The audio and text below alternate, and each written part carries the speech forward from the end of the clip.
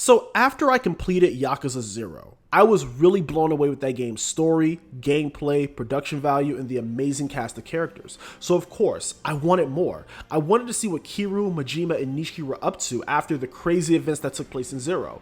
Since there are now 7 mainline titles in the series, I definitely have a lot of catching up to do. I know, I could probably skip around, but I would much rather play these games in chronological order. To my surprise, SEGA announced that they were remaking the first 2 Yakuza games in the form of the Kiwami titles and putting them on the PS4. Now, I was super excited because now I did not have to hunt down a PS2 to play these games and continue the story of Kiryu and his fights with the Tojo clan and Omni Alliance. Once the first Kiwami game was released here in America, I purchased it day one and was super excited to revisit Kamurocho yet again. To be clear, Kiwami is a straight up remake of Yakuza 1, using most of the engine and mechanics from Yakuza 0, so it looks and plays great. Now, let's get into it. So just like my Yakuza 0 review, this review may contain small spoilers within the footage that I use. I try not to spoil too much because I know some of my viewers have yet to play the Yakuza games, and I want people to experience these stories firsthand. This game starts off with our man Kiryu, and yet again, he is being framed for a murder he did not commit. This time, instead of a random civilian, the person who ended up dead was Dojima. Come to find out, it was actually Kiryu's sworn brother Nishiki who shot and killed Dojima. Yet, Kiryu thought it was best to take the blame for this so Nishiki can live his life.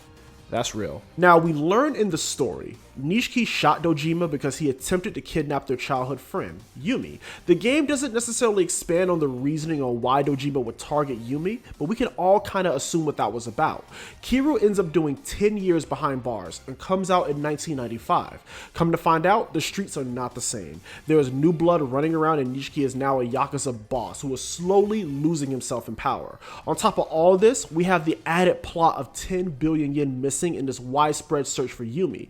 I won't get much deeper than that story-wise, but there are some things in Kiwami that are introduced here that we have to speak on. One thing is, we have a few new characters alongside our mainstays. Now, of course, we have Kiryu, who is our main character throughout the entire adventure. We also have the returning cast from 0. Majima is just as crazy as ever. Nishiki is back and turned to the dark side. Reina is here, and we also see people like Kazama and Sira make a return. We also have some new characters to the series introduced here. We have Shinji, who I really grew to like.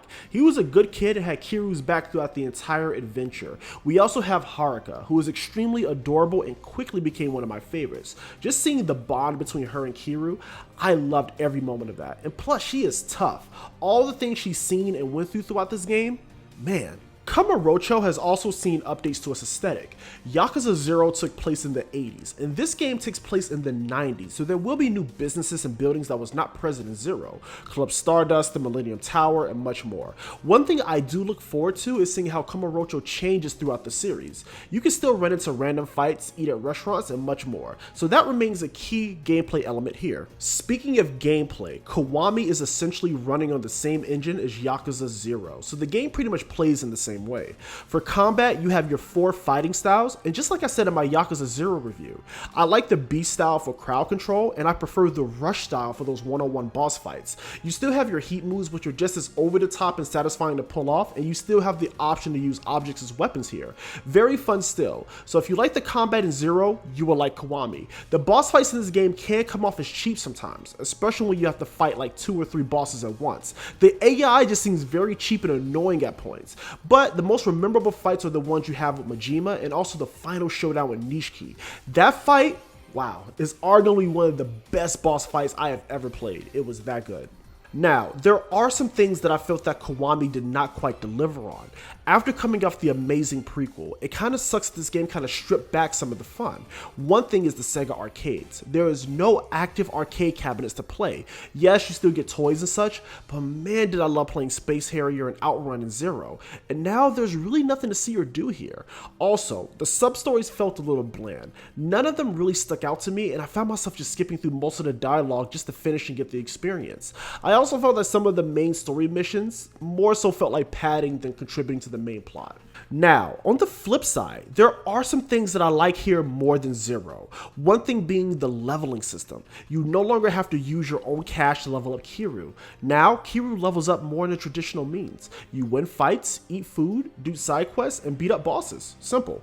I personally prefer this over having to pay to get stronger. Now, you do have different grids that you can choose to level up, whether that's making Kiryu physically stronger or just making your movesets more expanded. So, it is really based on how you really want to play. You also have the Dragon category, which you can only level up by fighting Majima. This is called the Majima Everywhere system, which I actually enjoy. You have to always be prepared because you never know when Majima is going to pop up. Overall, Yakuza Kiwami is a solid entry in the series. If you enjoyed Zero, you will enjoy Kiwami. The game has some very, very key moments to the series as a whole, and I highly recommend you play through this. I will say, playing Zero beforehand will definitely enhance your story experience, so I do recommend starting there and then coming to Kiwami. With that being said, I thank you all for watching, and I'll see you next time.